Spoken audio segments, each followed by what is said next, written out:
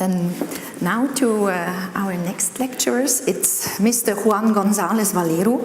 He is holding a PhD in biology from the University in Hamburg, and he joined Syngenta in the 90s.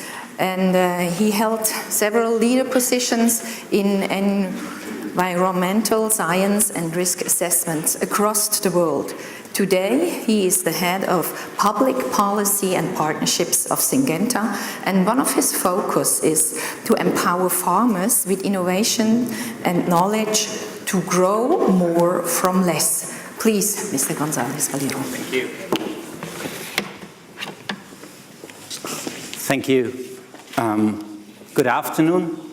It's really a pleasure to be here and to speak to you about the role of agriculture and the role of our industry in the context of food security. Ian said that he's not going to talk about agriculture. It's up to me to do it.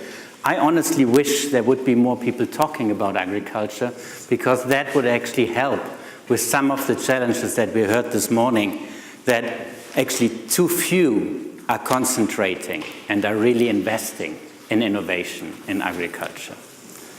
Syngenta is one of those companies that does that. For those that do not know Syngenta, let me allow a few quick words about it. It's a Swiss-based company, solely dedicated to improving farm productivity, essentially, to work with farmers and provide them with the inputs and the seeds necessary to grow more food. We employ around 28,000 people. We operate in 140 countries around the world. We are headquartered in Basel, Switzerland.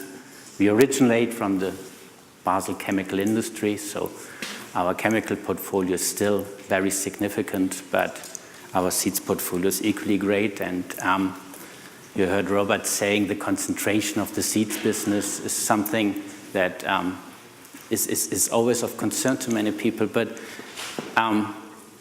you should always ask yourself the why question. Why is the concentration actually happening?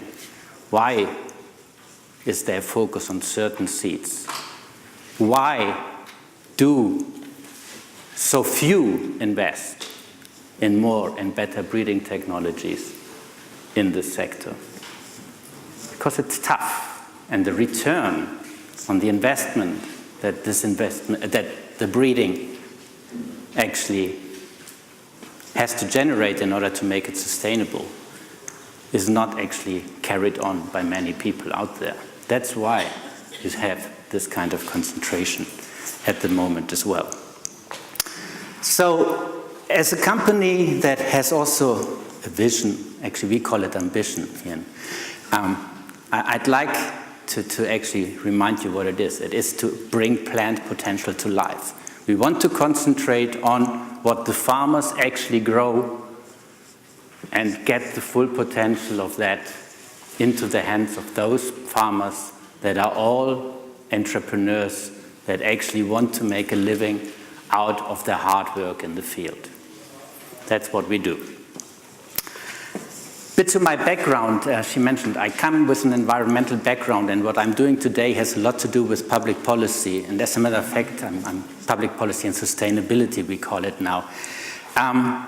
But I have a strong background in ecology, and nearly everything I've done in my 20-something years in the industry has always been concentrated on finding a good balance between farm productivity and ecology, and it still is the utmost challenge that we really face. And I will go into that in a bit more detail in a minute. I will skip the first slide because I think we heard enough this morning about it. But I will try to just quote a couple of elements that are important to understand the magnitude of the challenge that we really have. If I quote WWF, then it reads, "We are currently consuming the resources of our planet 50% faster than it is able to bear." If I quote the United Nations Environmental UNEP, I don't know what the P stands for, agency. So, as a result of climate change, the capacity of many plant and animal species to adapt is threatened, and they're getting extinct at rates unprecedented till today. If I quote the UNCCD, the UN Convention to Combat Desertification, an increase in temperature of more than 2 degrees will affect agricultural yields in most regions negatively. If I quote WRI, the World Resources Institute, regional water availability is already changing as a result of climate change. In 2050, approximately 4 billion people will be living in countries suffering from water scarcity. If I quote UNCCD, the UN Convention to Combat Desertification, through soil erosion and urbanization, we are losing 10 million hectares of arable land per year. And if I quote ILO, then it reads, the number of workers available for the hard work on the field is constantly shrinking. Each day, 180,000 people, that's the number of a city like Geneva, leave their villages and search for a better life in cities. And let me dwell on the last point in particular, because it's actually stunning if you think about it. We're talking about the need to produce more food in the future. And every single day we are losing the talent to actually do so, because the people are leaving rural areas. And why are they doing it? Because it's not a prosperous, economically viable thing to do in many places. It's hard work with very little return.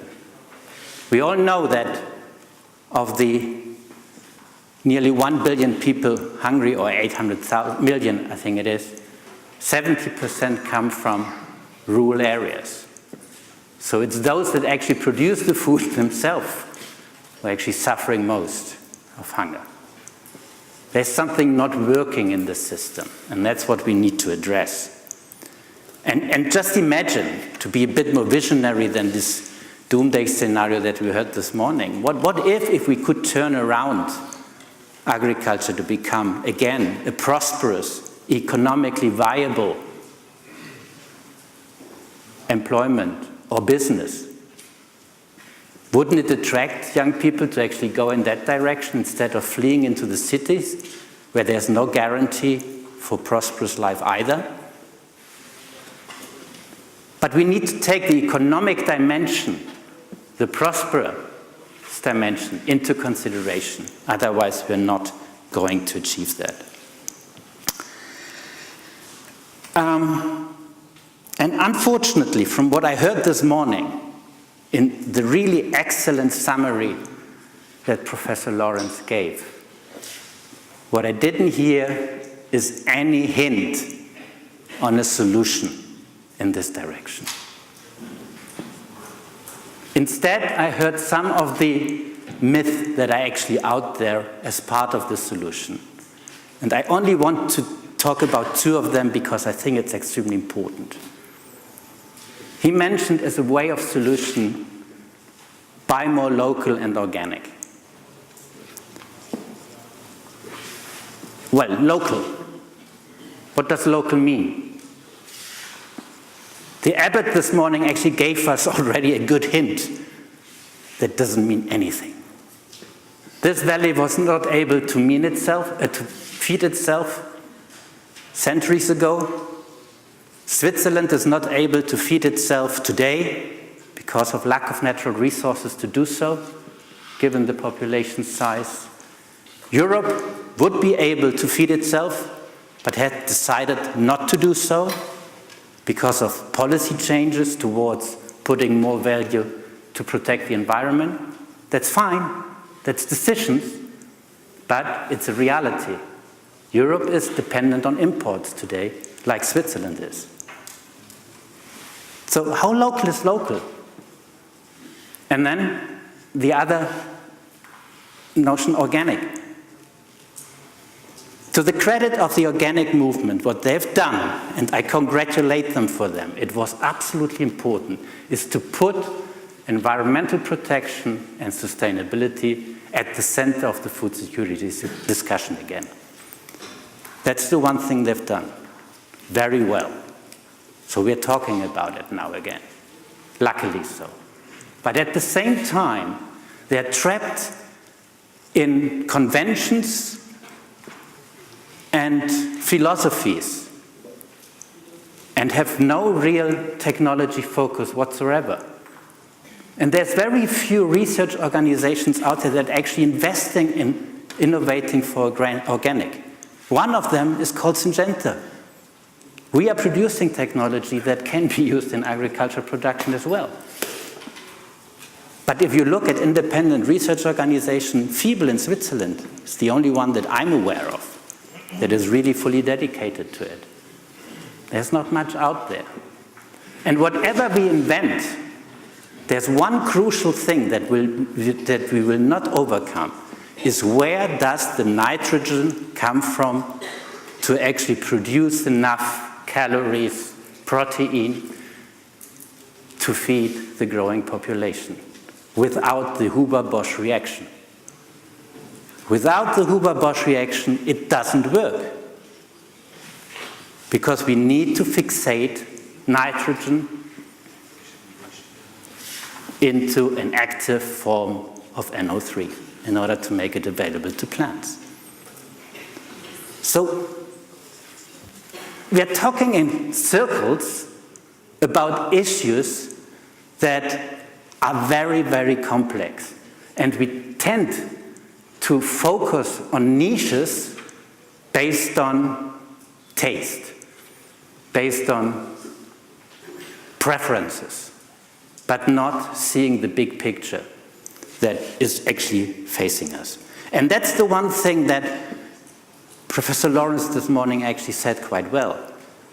Somehow humanity has managed to get this adaptation throughout the process. We are just now at the point where the environmental component needs to take it much more serious than in the past, because we've always been doing it on the expense of the environment.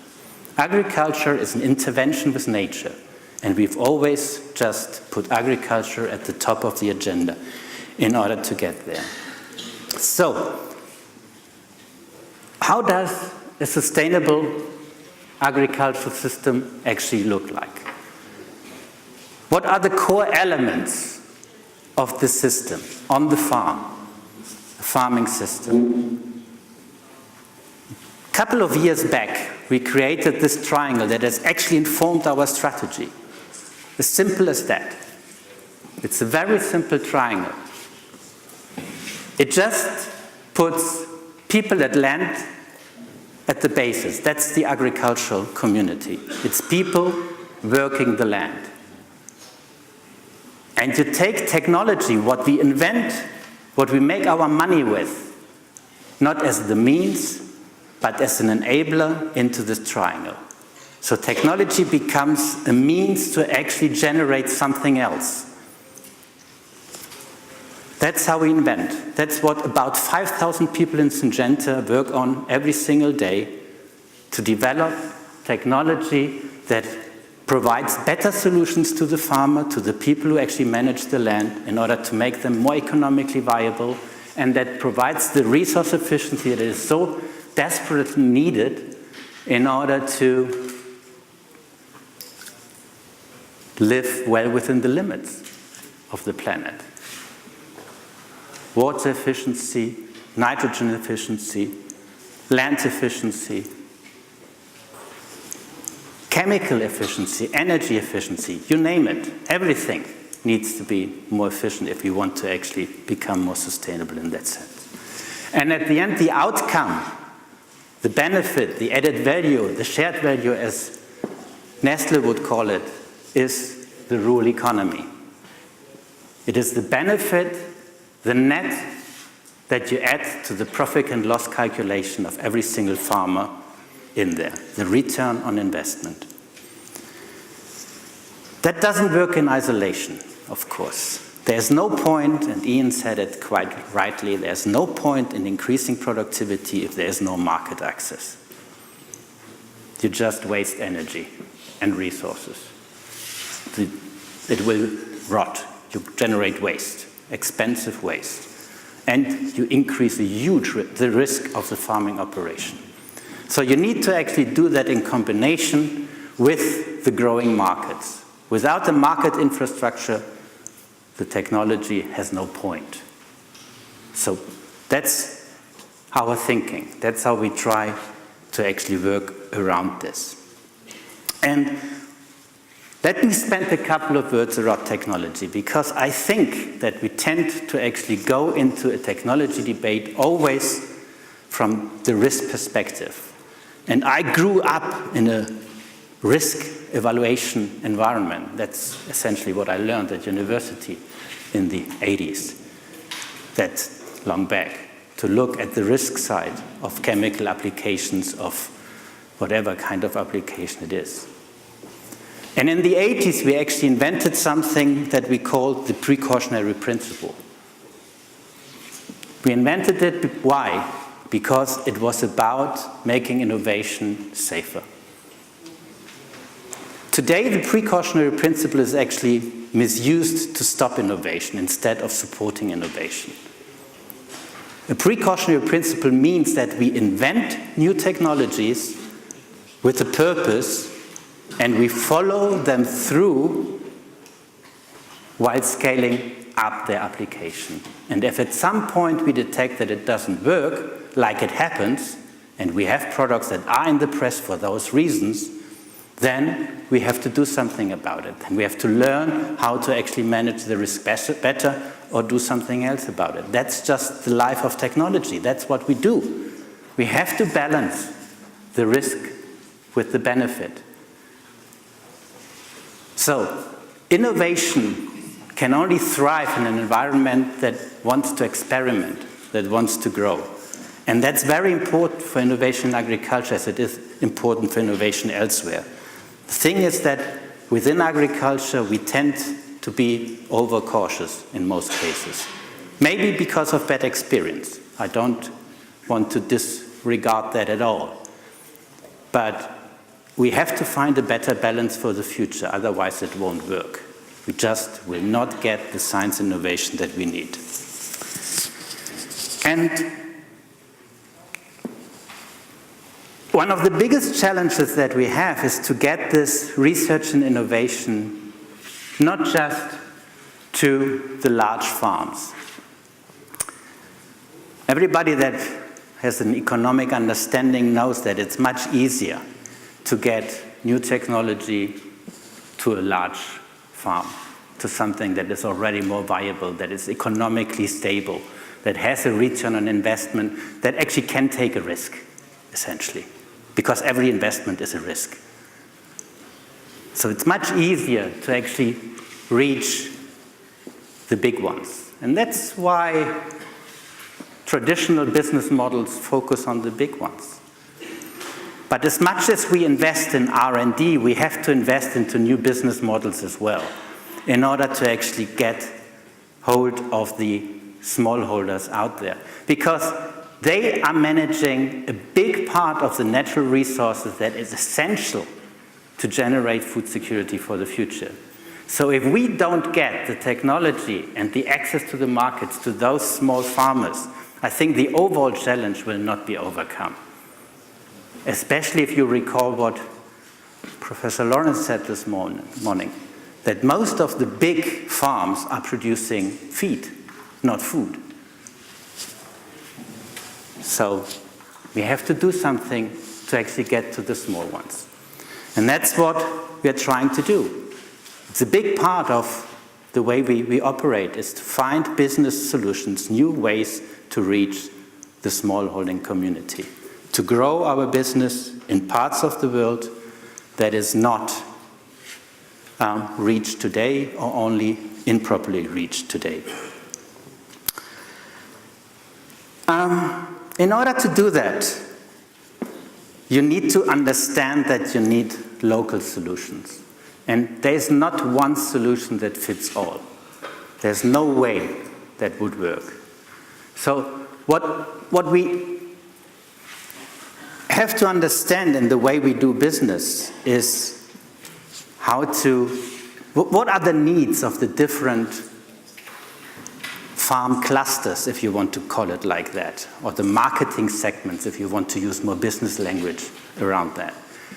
What are the basic needs? How can we approach them? What do they need in order to actually get better access to markets and sustain their business in one way or another?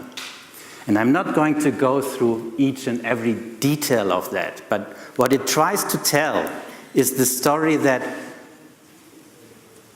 the business model, so our business operations in the countries, in the 140 countries we operate, have to actually look at their market segments along those lines and see how we can do business with a basic input farmer, the one that just comes out of subsistence farming and is actually now getting access to a market and therefore interested in investing a bit more because he knows he can probably sell at the end of the season, all the way up to really advanced farmers where we can talk about resource efficiency as much as we want.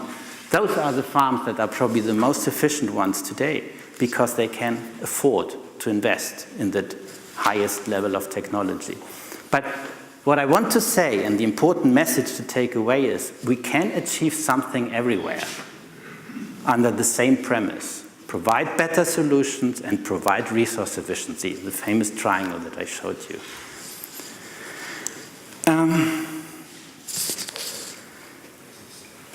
And in order to make that more tangible, and in order to overcome some of the challenge that we face with the whole thing, and bearing in the understanding that there's no way a company like Syngenta can actually do any of what I was talking about alone, we actually launched last year our so-called Good Growth Plan.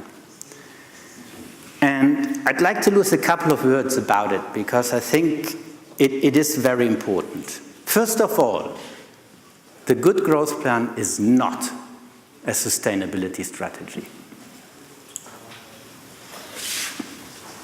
The Good Growth Plan is built bottom up within the organization, looking at the growth markets, looking at where do we want to actually grow in the 5 to 7, 10 years to come. And then we said, if the triangle is true, and we put technology in context of resource efficiency and better solutions, we need an additional metrics. Somebody in the room asked earlier, how do you actually implement that into your management systems? This is a means to implement it into the management systems. By generating a matrix that is beyond the normal metrics that we would have. A normal R&D project in the past would have looked at yield increasements, or even and how many bugs do you kill? How efficient do you control a certain pest? When I have a sales force out there, I'm typically measuring them in how many tons of product or kilos of product they sell.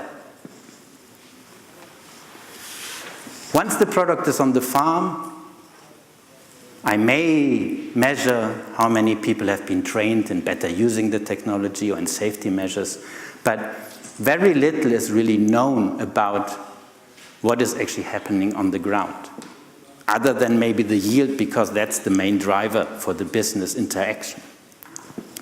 So what we decided to do is to actually add a new metrics to the way we do business.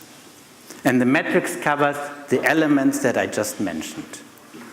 The environmental element, the resource efficiency,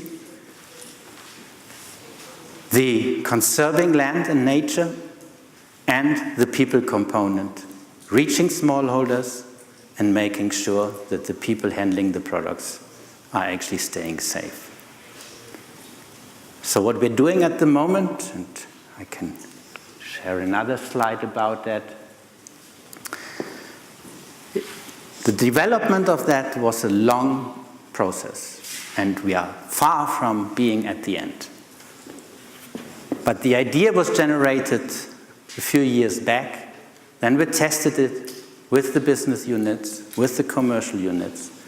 We went on, we set 2014 as the baseline year. So this year we are enrolling partners all around the world to work with us to actually measure the success and the progress that we are going to make. And then next year we will get to full scale up and of course further integrate. And with further integrate, and 2015 is going to be first year of that, is new KPIs for the management systems, everything that is related to that. What have we achieved so far? I think it's quite impressive. I think nobody else has actually done it yet. We've partnered up to now with around 900 farmers around the world in all our business clusters, as I said before, and all the crops that we operate in, to actually provide data to our data collector. It's an independent data collector to actually measure the progress that they're doing on the farm over the years. And in order to compare it with what's happening around them, we have signed up nearly 3,000 benchmark farmers, we call them, that give us information about how does the agriculture develop in those growth regions outside of the farm that works with us directly. This will generate a huge amount of data, and we're really looking forward to it. I can tell you it's quite a challenge, and we don't have, we know the measures, we don't know the KPIs, to be honest. We know that we can collect lots of data. The questionnaire is around 100 pages, I think, that it is used. So this is where we are. And at the same time, what we are also doing is partnering around the world around the other commitment areas that we have. So let me go back one slide. What we want to achieve with that is a better fact base for the discussion. We want to enable a better dialogue about what is really necessary to invest in productivity on the farm and what can be the outcome. I think that's the first one. Because the dialogue at the moment is extremely cynical and one-sided and not fact-based in most cases. We want to collaborate as much as possible across boundaries in order to reach as many partnerships around this ambition as we can. We want to expand on existing initiative projects, be it safe use training programs in Colombia, in India, wherever, or partnerships with strategic partners in the supply chain to actually improve labor safety conditions on our supply farms. That is around 50,000 around the world. So we touch quite a substantive amount of people out there. And we want to learn over the time about our experience with partners and get challenged by the partners on how to actually get better and how to do so. So let me conclude so that we have time for questions as well. And let me conclude maybe with one final remark. The challenges we are facing can, first of all, not be solved alone. Secondly, they are very well known, as presented this morning. We should start shifting the discussion to the solution space. And the solutions need to actually capture this, what I would call a new leitmotif. That means increase productivity and at the same time keep within the resources that we use, or actually reduce the resources that we use wherever possible. That should be the leitmotif. And some call it sustainable intensification, some others will call it climate smart agriculture. There's thousands of terminologies popping up out there. I don't care what terminology we use, as long as the leitmotif is the one that actually brings us there. And the third and final point is, it is a dream to think it will be done without innovation. And innovation means technology. And I've purposely not mentioned any single technology because I truly believe we need the best selection of everything we can in order to get there. And I hope we will have new technologies coming up out of the pipeline that will actually add to the equations. And with that, I mean pesticides, fertilizers, better breeding technologies, biotechnology, you name it. We need to be as technology neutral as possible in order to get to a better outcome under the given parameters of the precautionary principle. Thank you.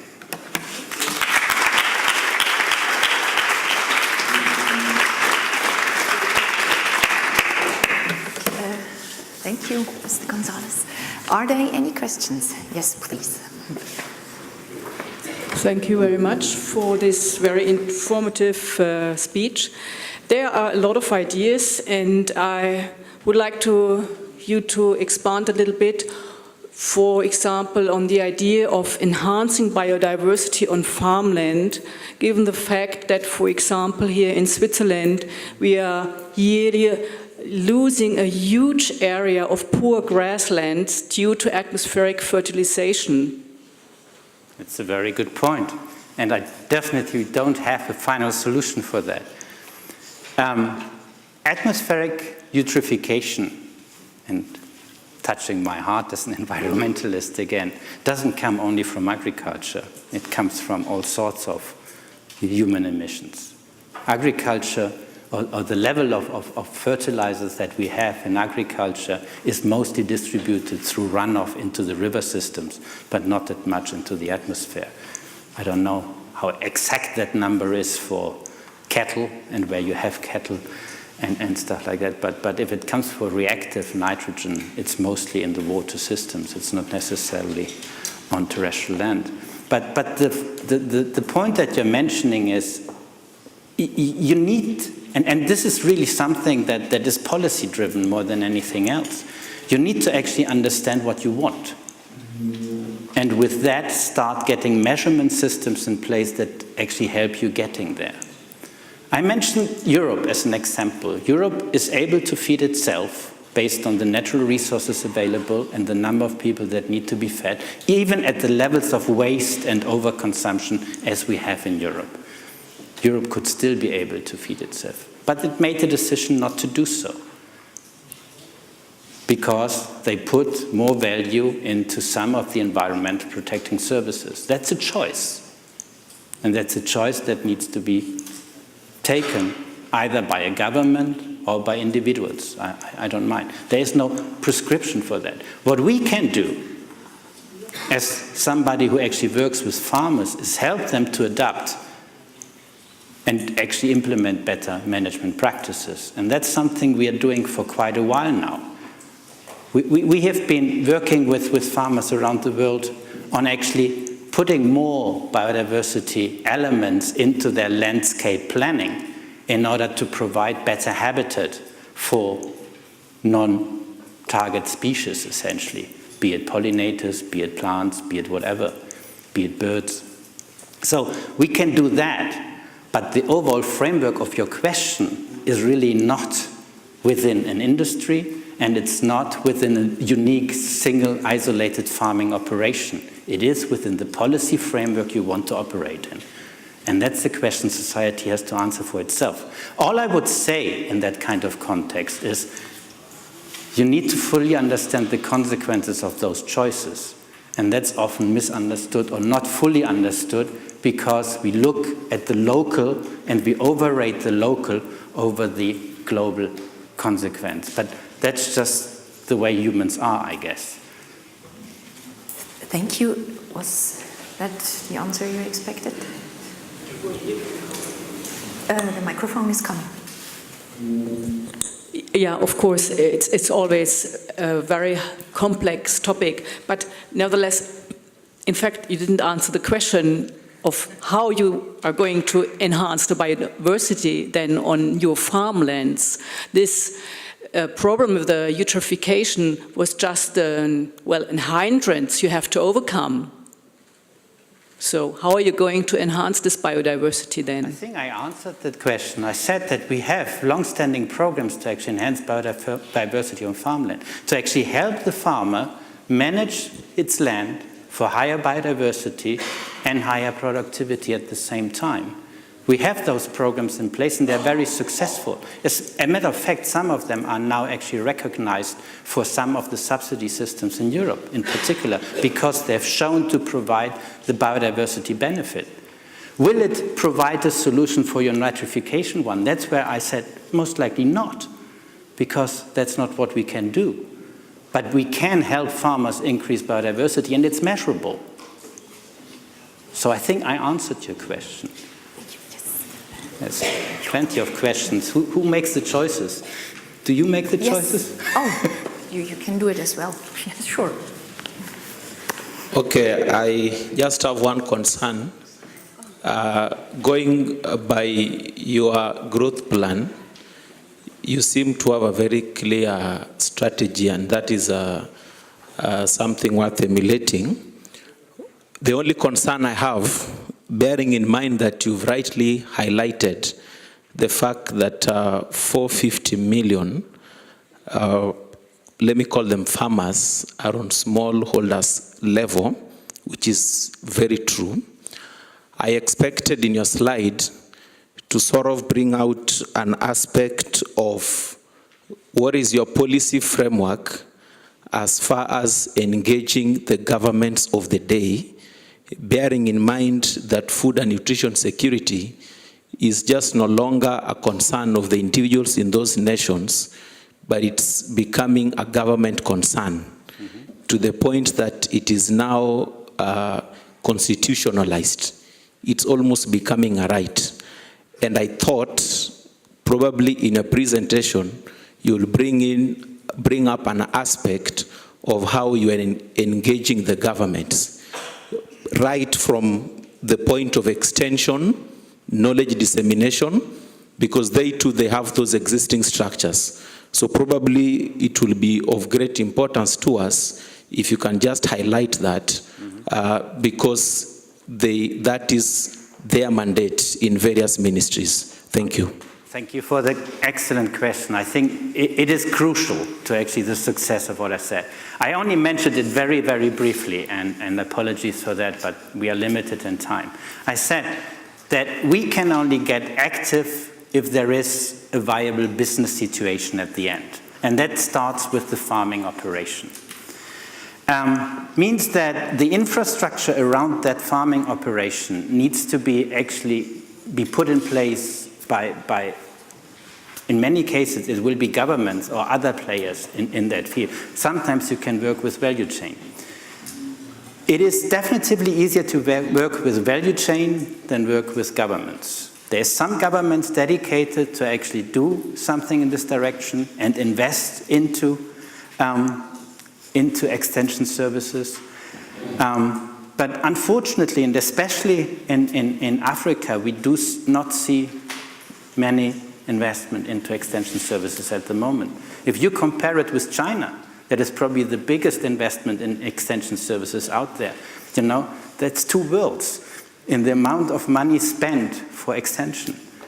And we can't bridge that. What we can do, though, is work within those environments where we can actually start operating to actually help with the extension services. And I can be very specific even in an example. In Ivory Coast, a project that I just overlooked not long ago to see what's happening, we have a very, very simple business model.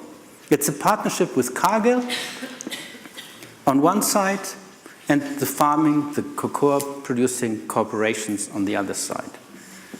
And we take care of the extension service together with the local extension services. So we built a partnership with them to actually scale them up in order to do that. The cost for the extension service, as well as the financing of the technology that is necessary to increase the productivity, is actually bridged by Cargill. So the risk is taken out of the corporation itself at the moment of investing. And we are at the end then reimbursed through Cargill once the amount comes in. Within 2 years only, it's only a 2 years old project, it's called Yeary Plus, I think you can search it on the internet. We doubled productivity and everything is sold. So that's where we can operate, you know, when you start developing this kind of frameworks. And you can engage governments as much as possible, but we can't influence governments in the world on our own. That's not our role. As a matter of fact, civil society's role should be to influence governments more than we do in the right way in order to get to the right outcome. Okay, thank you. Next question, please. I'm Jerry Nelson, a professor emeritus from the University of Illinois, and I'm an economist, so I'm going to ask you some economic type questions.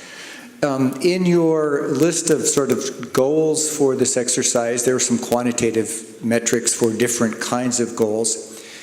As an economist, I was looking for the other part of the equation, which is what will it cost to accomplish these things? And the related question is, when you discover that one of these things is really expensive per unit of the final output as opposed to something else, do you take that into account, or do you intend to capture all of these goals yourself as a company?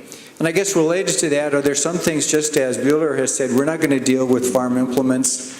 Are there some parts of the sustainability world have you decided not to cover because either you don't have the expertise, you're a biotech company and you don't do machinery, or you're not into policy influencing, so you're not going to try to persuade governments to do the right thing with respect to fertilizer pricing? Yeah. How do you make those kinds of economic relationships with the quantitative things, which as an ecologist you're probably more comfortable with? Yeah, no, I think I'm probably comfortable with both, because this program wouldn't exist if we wouldn't have thought about the economic dimension, a lot about it. But as an economist, you also know at the end you have to define what you want to measure your success against, you know, and of course the bottom line needs to be okay. But as I said, the way the program was set up, it's not a sustainability program. It's an overlaying metrics. So the only additional cost is actually the cost of the metrics. And it doesn't come for free, I can tell you that. But the only overlaying cost is really the cost of the metrics, because the growth strategies are already in place. So the business case for the areas we want to focus was made before. What we come up with, and we put money aside for that, and that's corporate money. We said, okay, we want to actually put additional emphasis on new metrics. And why do we do that? What is the return on that investment? That is not easy to count in the sale of a product. The return on that investment is actually very much linked to our license to operate in the long term.